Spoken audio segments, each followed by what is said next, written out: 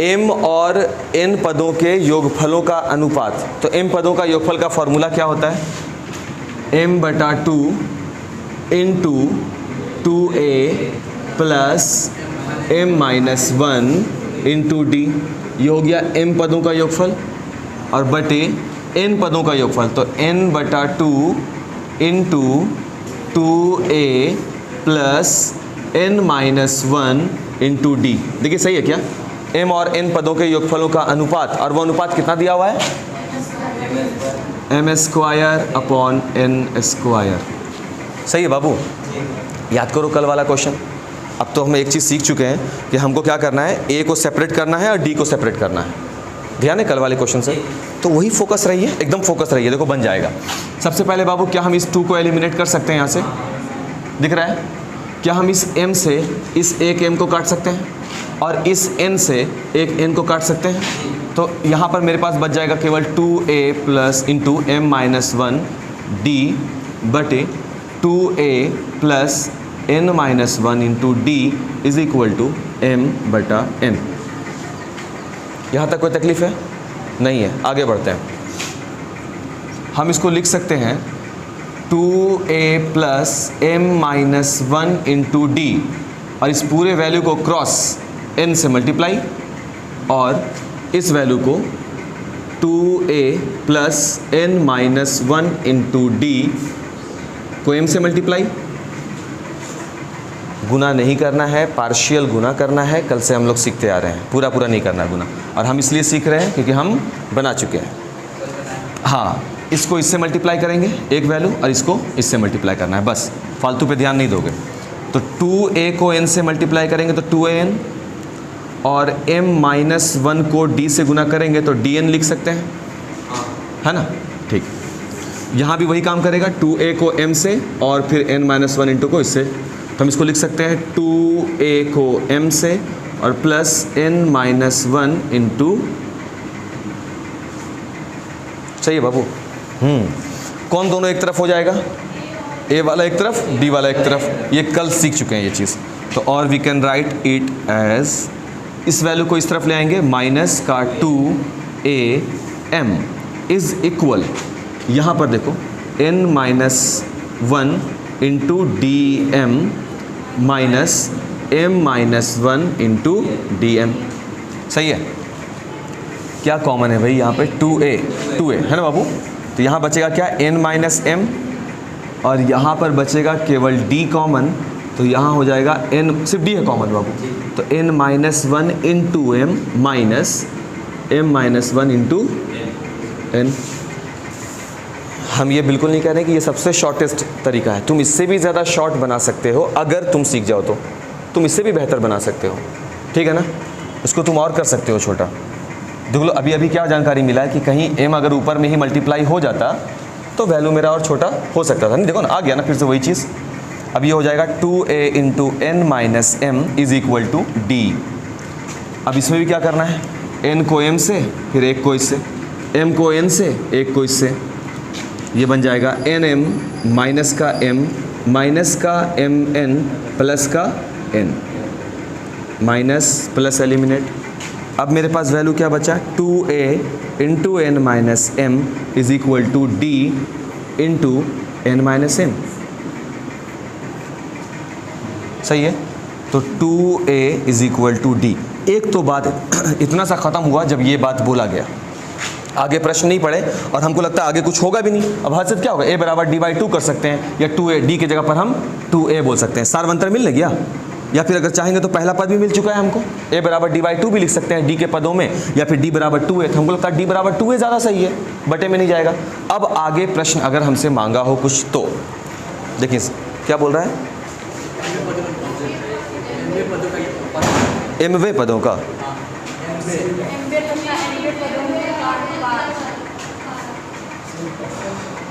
mवें तथा nवें पदों का अनुपात am बटे an, यही ना बाबू? दिया हुआ है। कितना दिया हुआ बाबू? 2n-1 2m-1 और ये है 2n-1 दर्शाना है। हाँ, ये वी हैव टू शो इसको शो करना है ये चीज़, तो हम तो LHS में चलेंगे, है ना। चेक करना है तो LHS में चलेंगे। LHS क्या है? AM mवें पदों का अनुपात बटे AN nवें पदों का अनुपात। और mवें पदों का अनुपात का क्या फॉर्मूला होता है? A plus n minus 1 into D. और nवें पदों का क्या होता है? A plus into D. सही है बाबू, is equal to A plus m minus 1 और d की जगह पर अभी अभी वैल्यू लाए हैं हम लोग 2A रख दें इंटू 2A और बटे यहाँ भी A plus n minus 1 into D की जगह पर 2A। LHS चल रहे हैं बाबू, LHS को हल कर रहे हैं सिर्फ। अब क्या कर सकते हैं हार्डली इसमें? अरे कुछ तो होगा, ऐसा कैसे कि रुक जाएगा मैथ? कस के बोल, A कॉमन ले सकते हैं, A कॉमन ले सकते हैं। सही बोला बाबू, A कॉमन ले सकते हैं। ऊपर वाले में A कॉमन ले लेंगे, 1 प्लस m माइनस 1 इंटू 2। नीचे से भी A कॉमन ले ले बाबू, तो यहाँ मिलेगा 1 प्लस n माइनस 1 इंटू 2। इस A से A एलिमिनेट हो गया। अब मेरे पास वैल्यू बचा 1 प्लस 2m माइनस 2, यहाँ बचा 1 प्लस 2n माइनस 2 बचा। अब हम लिखेंगे इसको 2m minus 1 and 2n minus 1। ये हो गया RHS। तो जो भी मेरा मैथ था वो वहाँ नहीं था, वो यहाँ था। सही है ना। और ये वाला चीज़ जो है वो कल हम लोग देख चुके हैं, जहाँ हम A और D को निकाल रहे होते हैं, A और D के बीच में संबंध दर्शा रहे होते हैं। बस यही है, समझ करके नोट करना चाहो तो आप नोट कर सकते हो।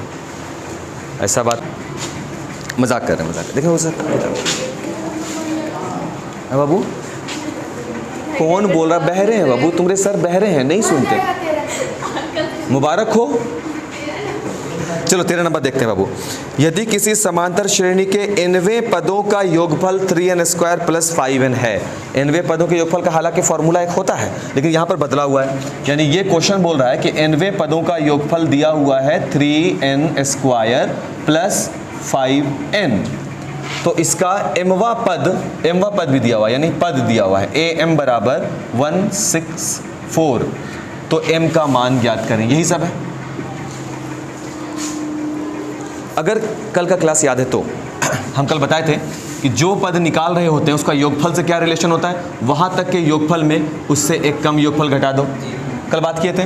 तो अगर हम mवा पद निकालना चाहते हैं अगर, तो हम लिख सकते हैं m पदों के योगफल में से m-1 घटा देंगे। कल बात किए थे। तो अब यहाँ देखो बाबू, mवा पद तो दिया हुआ है और एक सिंपल सा पढ़ाई तुम क्लास 8 से करते चले आ रहे हो। जब आयत का क्षेत्रफल दिया हुआ होता है तो आयत के क्षेत्रफल का ही फॉर्मूला लगाते हैं। वर्ग का क्षेत्रफल दिया हुआ होता है तो वर्ग के क्षेत्रफल का ही फॉर्मूला लगाते हैं। तो यहाँ पर am दिया हुआ है तो am का फॉर्मूला लगाएंगे। और am का फॉर्मूला क्या हो जाएगा? तो am बराबर हो जाएगा a plus n minus m-1 to D, ऐसा कुछ होगा। यानी आपको am चाहिए ना, तो am बराबर यही ना फॉर्मूला बनेगा यहाँ पर, sm माइनस sm-1। तकलीफ यहाँ तक नहीं है, दिक्कत? ठीक है, आगे बढ़ते हैं। ये n के पदों में लिखा गया, तो क्या हम इसको m के पदों में लिख सकते हैं? sm बराबर 3m स्क्वायर प्लस 5m। कोई तकलीफ यहाँ पर? नहीं, कोई दिक्कत नहीं है, n है तो m हो गया। सही है ना। अब हम लिख सकते हैं ना sm-1, एक कम वाला, इसके लिए क्या हो जाएगा? 3 इंटू m-1 का होल स्क्वायर प्लस 5 इंटू होगा एक पीछे वाला। क्यों निकाले m-1 वाला? क्योंकि जो पद हमको निकालना होता है वहाँ तक के योगफल में उससे एक कदम पीछे वाला घटाते हैं। कल इस पर बात किए। हाँ, तो अब हम लिख सकते हैं am is equal to sm minus m-1। sm sum of m term क्या है वो? 3m स्क्वायर प्लस 5m हो गया, माइनस sm-1 ये वाला वैल्यू जो है 3 इंटू m-1 का होल स्क्वायर 5 इंटू m-1। बिना किसी संकोच के बाबू सवाल करो, कोई हेजिटेशन नहीं, तुम्हारा है, तुम सवाल करो।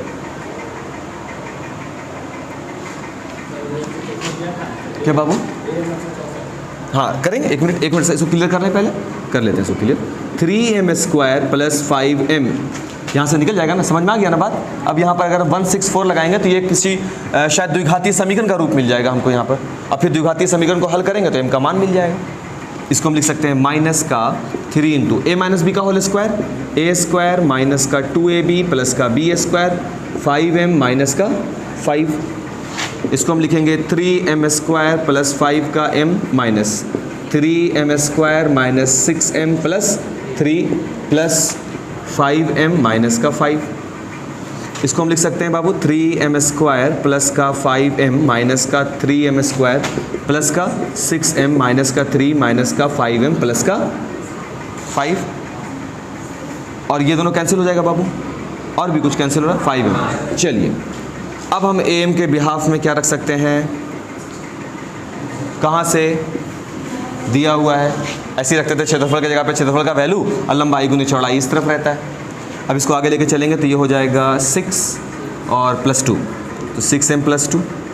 ये क्वेश्चन है, हल करके आंसर लेंगे, m का मान मिल जाएगा। क्या बाबू, क्या क्या काम करना पड़ा, n से मेरे जो डिमांड है, ये डिमांड है ना, m निकालना है, तो n से कोई रिलेशन नहीं है। सबसे पहला काम क्या है, इस n को हम ट्रांसफॉर्म कर दिया m पर। जैसे कि अगर 5 पदों के योगफल के लिए जो सूत्र लगता है, 6 पदों के योगफल के लिए भी तो वही सूत्र न लगेगा, तो वही है जो n के लिए फॉर्म है वही m के लिए फॉर्म है। और m क्यों करना पड़ा, क्योंकि mवा पद बात है, nवा पर नहीं है बात। और कोई सा भी पद जब आप निकाल रहे होते हो तो वहां तक के योगफल में एक पीछे तक वाला घटाते हो। छठा पद निकाल रहे होते हो तो 6 पदों के योगफल में से 5 पदों का योगफल घटाते हैं, तो वैसे ही mवा पद निकालने के लिए m पदों के योगफल में से m-1 पदों का योगफल घटा देंगे। इसको 5 को आप ये भी लिख लो यार, 6-1, हल हो जाएगा, ये 164 162 हो जाएगा। ये बनाइए, इसको हल कीजिए, ये सब बुक दिखाओ। 5 और 26 के बीच, तो यहाँ पर 5 हो गया और यहाँ पर 8 है बाबू सब में। तुम्हारा सस्ता किताब है तब। अच्छा देख लेंगे, आंसर नहीं मिलेगा तो फिर 5 कर देंगे। तुम्हारे भी 5 है, ओ 5 है, उसको 8 बनाया गया है, तो आप लोग भी 8 करेंगे। अगर 8 पर आंसर आ गया तो उसमें परेशान नहीं होना, हम है ना, हम बना रहे हैं। अगर मेरे से आंसर नहीं आएगा तो तुम घर जाके 5 पे बना लेना, ठीक। क्या बाबू, 5 पे आ गया था, करें क्या, 8 पे बना लेते हैं, 8 पे बना लेते हैं, फिर देख लेंगे, ठीक है, परेशानी होना। 8 और 26 के बीच ऐसी 5 संख्या डालनी है, 5 संख्या। तो ये हो गया दूसरी, ये हो गया तीसरी, मैंने 2 संख्या हो गया, तीसरी संख्या, चौथी और ये 5वीं। 8 और 26 के बीच में 5 संख्या डालनी। तो अब कुल पद कितने हो गए, ध्यान रखना है ना। और ये समांतर श्रेणी हो ऐसा बनाना है, तो यानी कि ये पूरा संख्या पता करना है, और ये 5 कोई रैंडम ना हो, ये 5 अपने आप में समांतर श्रेणी में हो, यानी कि इनके बीच का जो सारवंतर है वो इक्वल होना चाहिए, तभी ये समांतर श्रेणी दर्शाएंगे। तो इसके लिए क्या क्या चीज़ दिया गया भाई, a दिया हुआ है और ये दिया हुआ है, अंतिम पद दिया हुआ है 26, सही है ना बाबू। तो फॉर्म लगा देंगे वही का जो n मेरे पास है, a plus n-1 into D, यही ना होगा बाबू। an की जगह पर क्या हो जाएगा 26, पहला पद हो गया 8 और ये हो जाएगा n-1 और n मिल चुका है 7 इंटू डी, और ये हो जाएगा 26 में से 8 जाएगा तो 18 इज इक्वल टू 6d, और d बराबर कितना मिल गया 3। अब d के अंतर पे चलेगा, देखो अब यहाँ से तो a1 जो है वो एक्चुअल में मेरा क्या है, दूसरा पद है, दूसरा पद बराबर फॉर्मूला होता है a प्लस डी, और a का वैल्यू कितना दिया हुआ है 8 प्लस, देखो तो बाबू पहला 11 है, उसको 5 पर कैसे आया आंसर, चेक कर लेता सा 5 वाला के लिए। हाँ, तो ये an is equal to a plus n, कहला कैसे आया बाबू तुमको आंसर,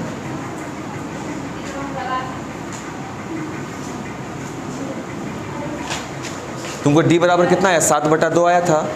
हाँ, तो अब इसमें जो पहला पद तुमको प्राप्त हुआ होगा वो तुम्हारा दूसरा पद होगा जो है a प्लस डी, तो a हो गया 5 और d हो गया 7/2, तो ये हो गया 17/2, 8 दशमलव कहाँ आ रहा बाबू, बोली बन गया बेवकूफ़ नामाकूल, नहीं ना आया, तो वो 8 करना पड़ेगा, बहस से अच्छा है बना कर देख लें। अब दूसरा देखेंगे a2 क्या हो जाएगा, a2 कौन सा पद है बाबू, पहला दूसरा तीसरा पद है सर। तीसरा पद का फॉर्मूला क्या होगा, a प्लस 2d, a की जगह पर 8 प्लस 2 इंटू डी के जगह पर 3 14। अब अगला कौन होगा 17, अगला कौन होगा 20, अगला कौन होगा 30। A1 A2 यहाँ A3 A4 एंड A5 मिल गया। क्या ये AP में होंगे? कैसे मालूम? डी चल रहा है, इंटरवल 3-3 का चल रहा है, सही है। हाँ, 3 के इंटरवल पे ये कैरी कर रहा है, इसलिए ये AP में होंगे। तो उसको वही बोला कि जो 5 संख्या आप भर रहे हैं ना, वो पांचों संख्याएं AP में होनी चाहिए। समझ गए? तब यहाँ इसके अलावा मेरे पास कुछ नहीं दिया हुआ है, तो सब कुछ तो यहीं पर है।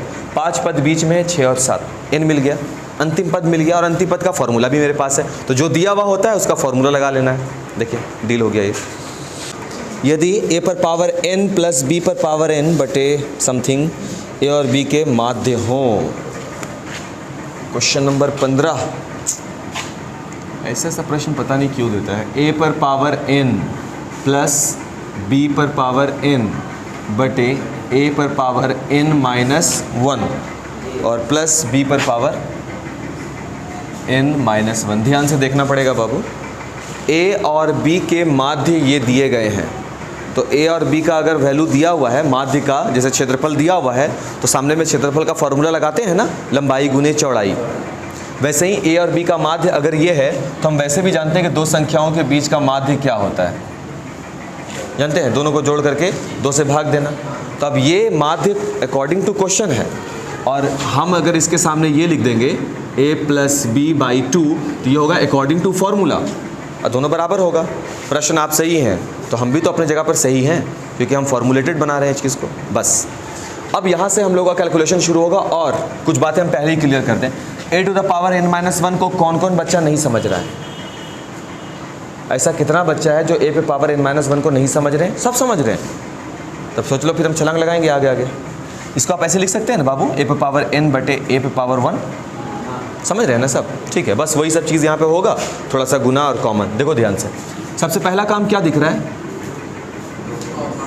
सबसे पहला चीज़ जो दिख रहा है, एकरा के एकरा से और एकरा के एकरा से, तो वो हो गया 2 इंटू a पर पावर n प्लस b पर power n is equal to a plus b into a पर पावर n माइनस 1 और प्लस b पर पावर n माइनस 1। ये दिखा था सबसे पहले।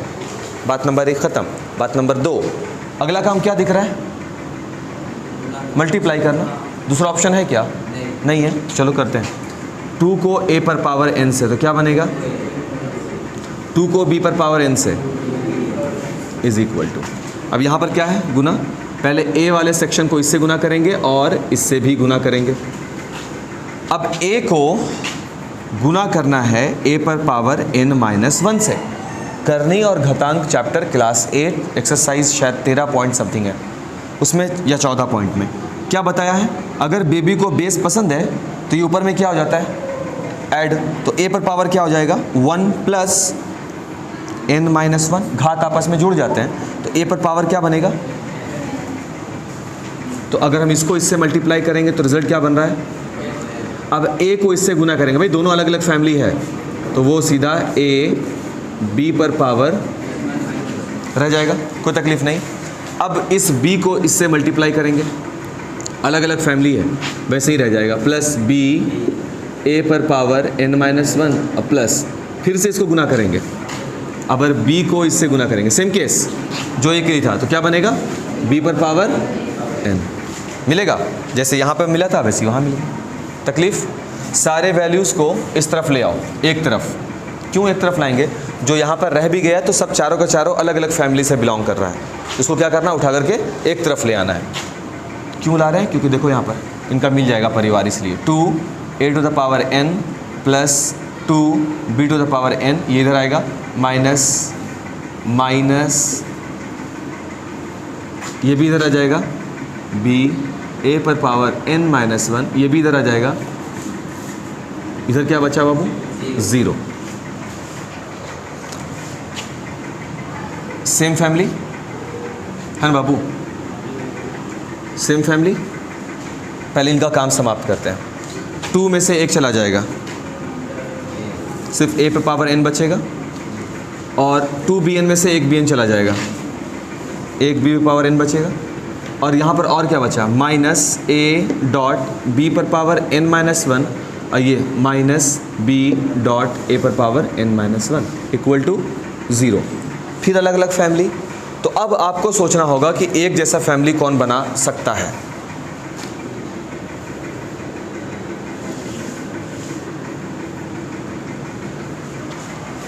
सही कह रहे हैं क्या, पावर n दिख रहा है ना, ये दोनों बनाएगा। तो उन दोनों का जोड़ा बनाओ। कैसे जोड़ा बनेगा उन दोनों का, a की घात n है ना, इसको ले आओ यहाँ पर, माइनस a पर power n minus one into B, ये वाला, ये एक वैल्यू हो जाएगा। अब दूसरा हो जाएगा b की घात n, और ये वाला माइनस b की घात n minus one dot a बराबर 0। अब इसको हम अरेंज कर दिया है। अब कॉमन लेंगे हम यहाँ पर से, और वो मैक्सिमम कॉमन किसको लेते हैं, मैक्सिमम वैल्यू जो दोनों में उपस्थित होता है, कौन है, a पे पावर n है। हम पूरा का पूरा a पे power n minus one common लेंगे। कोई तकलीफ, हाँ है तकलीफ। इसको निकाउन कैसे लिया जाएगा उसको देखना होगा बाबू। देखो यहाँ पर a पर पावर n माइनस a पर पावर n बटे a डॉट b, यही ना लिखा हुआ है ये बाबू। अब देखो कॉमन उसमें से ले रहे हैं, यहाँ पर समझोगे तो वहाँ पे डायरेक्ट रख देंगे वैल्यू, इसलिए हम इसमें से ये पूरा वैल्यू कॉमन लेंगे। कैसे लेंगे, a पर पावर n बटे a कॉमन लेंगे। कल बता रहे थे कि जब हम कॉमन लेते हैं तो एक्चुअल में जिस वैल्यू को कॉमन ले रहे होते हैं उसको हम क्या कर रहे होते हैं, भाग दे रहे होते हैं। चलिए a पर पावर n में भाग दे देंगे a पर पावर n बटे a से, है ना बाबू, माइनस a पर पावर n बटे a में भाग दे देंगे किससे, a पर पावर n बटे a से, क्योंकि वही तो हम कॉमन लिए हैं, डॉट b। क्या बाबू, नहीं समझ में नहीं आया, चेहरा क्वेश्चन कर रहा है। देखो यहाँ a पर पावर n बटा a अगर हम कॉमन ले लेंगे तो जिस वैल्यू को हम कॉमन ले रहे होते हैं एक्चुअल में हम उसको क्या कर रहे होते हैं, डिवाइड दे रहे होते हैं। तो a पर power n divided by a पर पावर n बटा a, माइनस यहाँ पर ऑलरेडी a पे पावर n बटा a है, उसको भी भाग दे देंगे किससे, जो बात कॉमन लिए, an बाई a, डॉट में कौन बचा हुआ है, b। अब क्लियर है, हुआ क्लियर। और ये जो तीसरा वाला पद है ये कहाँ चला जाएगा, ऊपर, और ये तो पूरा का पूरा कट जाएगा। तो हमको मिलेगा a पे पावर n बटा a इज इक्वल टू, यहाँ पर से a ऊपर चला गया, ये तो कट गया, तो a बचेगा यहाँ पर, अब माइनस यहाँ पर क्या बचेगा, केवल b। और इस a पे पावर n बटा a को हम लिख सकते हैं, लिख सकते हैं। तो हम क्या कर रहे हैं, इन दोनों में a पर पावर n माइनस वन को ले लिया कॉमन, तो बचा क्या यहाँ पर, a, यहाँ पर क्या बचा, b, साबित हो चुका वहाँ पर। उसी तरीके से यहाँ पर भी हम इन दोनों में कॉमन क्या ले रहे हैं, n माइनस वन, तो यहाँ पर क्या बचेगा, b, यहाँ पर क्या बचेगा, a इज इक्वल टू 0, बराबर है, नहीं है ना, बराबर कर देते हैं तुरंत। a पर power n minus one a minus B, है ना, यहाँ से माइनस कॉमन निकाल लेंगे बाबू, तो b पे power n minus one a minus, पूरा आ रहा, रिकॉर्ड हो रहा है बाबू, अब नंबर चलना चाहिए, टाइम चलना चाहिए भाई, ठीक है। अब सही हो गया ये। अब ये किसी भी संख्या में पावर 0 इज इक्वल टू 1 बनाएगा, ये वाला नियम भी शायद मालूम ही होगा, इफ़ x टू द 1, ठीक है। अब ये मिटा दीजिए सर इसको, और यहाँ से हम इसको आगे लेके चल सकते हैं। अब ये दोनों, तो अब मेरे पास मिलेगा n minus one equal to 0, n बराबर, बात समझ में आया कैसे बना। मैंने लग रहा था देखने में डिफ़िकल्ट है, वो इस वजह से इन समझदारों के वजह से तकलीफ़ दे रहा था उसको, इसलिए हम देखो बाबू पहले यहाँ समझा दिया, कॉमन लेने का तरीका आपको यहाँ बता दिया, है ना। इसको आप देख लें ध्यान से, क्या दिक्कत है, नहीं, हाँ दिक्कत नहीं है, दिक्कत क्यों नहीं है, दिक्कत आगे बता दें, मैंने देख लोगे वीडियो पे, या आगे बढ़ें, नहीं आप सवाल कर लो। ऐसा करें बाबू कि 16 नंबर आपके लिए छोड़ दें, क्या हिंट दे दिया जाए,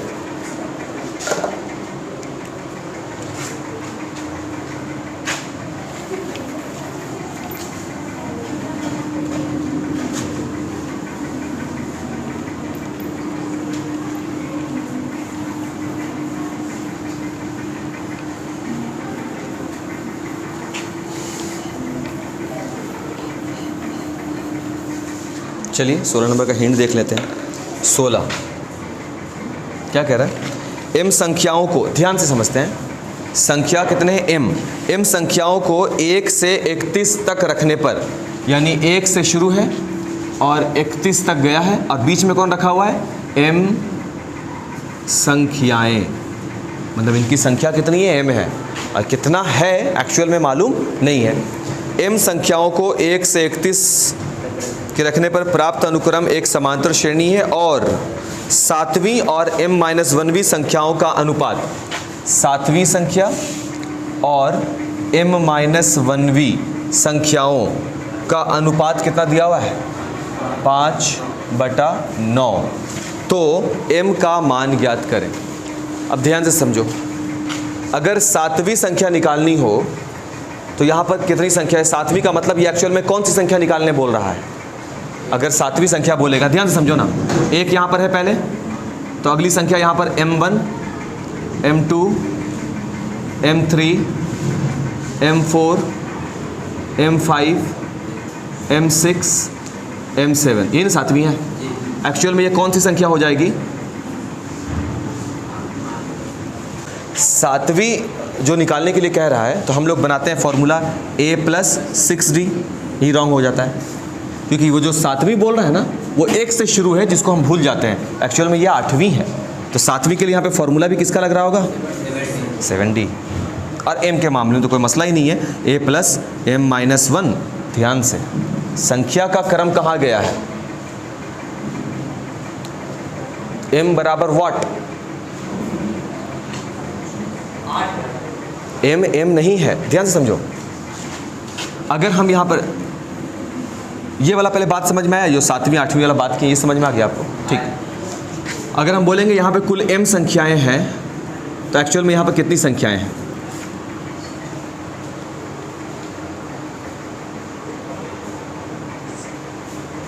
एक और 31 भी है, m2 7, m भी है और +2 भी है, दिख रहा है? m संख्याएं तो m और +2, इतनी संख्याएं हैं। तो जो वो कह रहा है ना m-1वीं संख्या बताओ, तो एक्चुअल में m है ही नहीं, m सिर्फ m नहीं है। m का मतलब क्या होता है? कुल पदों की संख्या। तो कुल पदों की संख्या यहाँ पर कितनी है? m + 2, ये कुल पद है यहाँ पर, तो वो हो गए m + 2 और -1, तब -1। ये है एक्चुअल में नियम वहाँ पर जो छुपा हुआ है। बात समझ में आ रहा क्या बोल रहे हैं?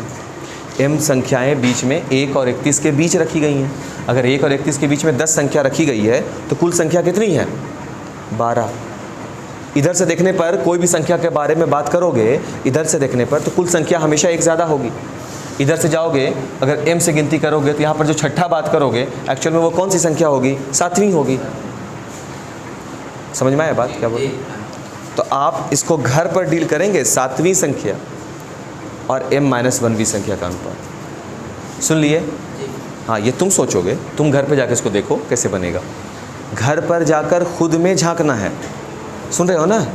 हाँ, खुद में झांकना है कि हम कर पाते हैं ये चीज़ कि नहीं, हम इसको समझ रहे हैं कि नहीं। समझोगे तो अगले दिन हम ही मिलेंगे यहाँ पर, तो बता दिया जाएगा, डिस्कस करेंगे कि सर हम जब इसको ऐसे बना रहे थे तो ये परेशानियाँ आ रही थी, ना कि सीधे सॉल्यूशन ढूंढना कोई हल है। ठीक है, अगला देखिए, सोचोगे इसको, प्रश्न को सोचना पड़ेगा इस पर थोड़ा सा। हाँ, अगला प्रश्न क्या है बाबू? एक व्यक्ति, ये हम लोग 10th में पढ़े हैं यार, 100 रुपया लेता है, हर बार 5-5 रुपया बढ़ता चला जाता है, तो अगला 105, अगला 110, 115, 120, वही वाला क्वेश्चन देख लो। एक व्यक्ति ऋण का भुगतान 100 रुपये की प्रथम किस्त से शुरू करता है और हर बार वो 5-5 रुपये प्रति माह बढ़ाता है, तो 30वीं किस्त यानी n = 30, तो 30वीं किस्त क्या हो जाएगी? A30 निकालना है। बात समझ में आ रहा है ना? बन गया तकलीफ? A30 = A + 29D। अब पहला पद क्या है? जहाँ से वो पैसा देना शुरू किया 100 रुपया से। D क्या है? हर बार वो अंतर लेकर चल रहा है, कितना रुपया का? 5 का। बन गया। बात समझ में आया? और याद करिए, तो ये आपके क्लास 10 का चैप्टर 5.2 का ही प्रश्न है ये। अगला प्रश्न, एक बहुभुज, बहुभुज किसे कहते हैं? जिसमें एक से अधिक भुजाएं होती हैं। सेक्शन बना हुआ होता है, सेक्टर होता है सभी में, ठीक है। इसके अंतः कोणों का अंतर 5 डिग्री है और सबसे छोटा कोण 120 डिग्री है। आराम से एक बहुभुज का हम एग्जाम्पल ले रहे हैं। यहाँ पर भुजा नहीं बताया बाबू, इसलिए हम सिर्फ एग्जाम्पल लेके बात कर रहे हैं। मान लेते हैं कि ये एक बहुभुज है, सही है ना, और जो एक एंगल है वो 120 है और अगला वाला ये सबसे छोटा एंगल है और 5 का अंतर है, तो अगला वाला कितना डिग्री हो जाएगा, उसके बाद कितना हो जाएगा 135, 140, 145, 150, 160, मैंने 155, 160 ऐसे बनेगा, सही है ना, सही बोल रहे हैं। अब ध्यान से समझोगे तो बहुभुज का जो क्रम चल रहा है वो यहाँ से ऐसे चल रहा है, देखो ध्यान से, 120, अगला वाला कितना जा रहा है 125, अगला वाला कितना जा रहा है 130 एंड सो ऑन। और ये बोल रहा है तो इसकी भुजा की संख्या बताओ। हर बार एक एंगल का बनना भुजा के सेक्टर पे ही तो काम कर रहा है, देखो सेक्शन पे कर रहा है काम। अब आपको बताना है इसकी भुजाएं कितनी होंगी। n होता है भुजा, n से भुजा को बताते हैं। बहुभुज पढ़ेंगे क्लास 8 में भी ये भी कि बहुभुज के कुल अंतः कोणों का योगफल का फॉर्मूला यही होता है। देखो तो हम कुछ गलत किए क्या, n-2 × 180 आंतरिक कोणों का कुल योगफल। और ये जो आंतरिक कोणों का कुल योगफल है वो अगर ये फॉर्मूला है किसका, बहुभुज के आंतरिक कोणों के कुल योगफल का। और हम जानते हैं कि अगर इस कुल योगफल कोणों को अगर हम AP के रूप में सजाएं तो 120, अगला कौन हो जाएगा 125, 130, तो इस प्रकार फॉर्मूला क्या बन जाएगा,